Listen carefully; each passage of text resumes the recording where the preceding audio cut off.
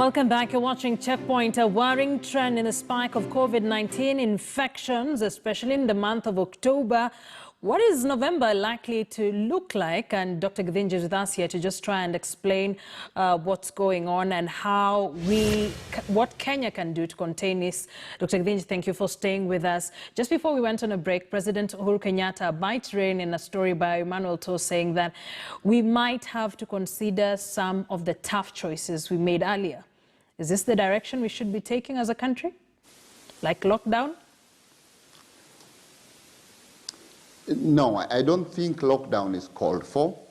I think what we must consider is to ask ourselves, what are those areas where the super spreader or the spreading activities are happening? Where is it that people are most likely to get the infection? Because remember that you go out to the community, you get infected, and then you bring it back to the household. And the household then, because you're living together, has a higher chance of spreading to the members. So the question we need to ask ourselves is, where are people most likely to get infected?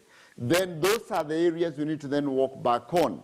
And most of these areas are areas where people are in close spaces, they're close together, and there are people are talking or shouting or singing, and they're staying together for a long time. It's about space, it's about distance, it's about time. Once you consider those, then those sectors, the government will need to take a few steps back, not to close them, but take a few steps back for a short time to reduce the force of transmission and then reopen again slowly. So it's kind of a balancing act, Akisa. A question on Twitter that I've just seen someone asking, so then how do we balance this out? One, ensure that, our economy continues to run, that none of these measures will affect our daily activities that, would enhance our economy. But on the other hand, we are trying to curb this virus or, just nip it in the bud. The thing that we need to do is, as we've said before, is for us as individuals first to take responsibility. Remember that there is no single intervention that works miracles. There's no single bullet against the enemy. That when we say, number one, social distance as much as possible, where necessary, and only go crowding where it's absolutely necessary. So political rallies must take a step back, because we've seen a lot of political activity bringing thousands of people together for 2 to 3 hours, shouting, speaking to each other as they cheer their favorite politician. Those must take a step back. The next thing we need to do is obey the public health advice of hand washing with soap. That, on top of social distancing, gives us additive effect. And finally, we must wear the masks as much as we can. We know these things will not be 100%. We know young children will not wear the mask. But as many people as can wear the mask will wear the mask, then we have more and more success. So it's these things that need to work together.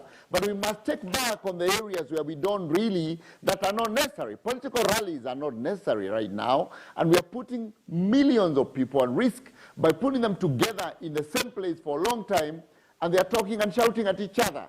I think, honestly, we can actually take back on some of these areas, even as we take personal responsibility. All right. And finally, I'd really not want you to go away before we talk about schools, the reopening of Form 4, Class 8 and Grade 4. And we're now having a conversation about having the rest of the classes join them in school. The big debate now is, how do we protect our children while we are ensuring that we don't continue to disrupt their education? Are they safer in school? Are they safer at home? How are experts looking at this?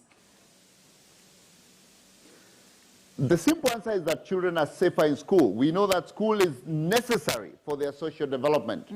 We also know that science across the world has shown that student-to-student transmissions are not significant. And the more significant transmissions are adult to children and also households, where community members get their disease from the community and then they bring it home. We also know that children suffer less vulnerability in terms of risk and of severe disease than adults. So we've seen that the severity of disease is much lower in children. So we know when you look at those risks, even if you get some children getting the infection, we know that the chance of developing severe disease in children, even when they're infected, is very, very low. So children are best back to school. We also know that we can actually prepare for schools to ensure we have hand washing with soap, and that should be the focus. Secondly, focus on ventilation in the classes, and also focus on reducing the time of contact with adults, meaning that lessons that are an hour or 2 hours can be reduced in terms of scope and time of that lesson. So we can take the measure to protect the children, knowing very well they have less severe disease, they have immunity that protects them against the severity of the disease, and they are much better in school than at home. Because we also don't know when the vaccine comes. So how long are you going to wait for children to go back to school? A year? 2 years? Right. Children need to be in school with the necessary public health measures. Right.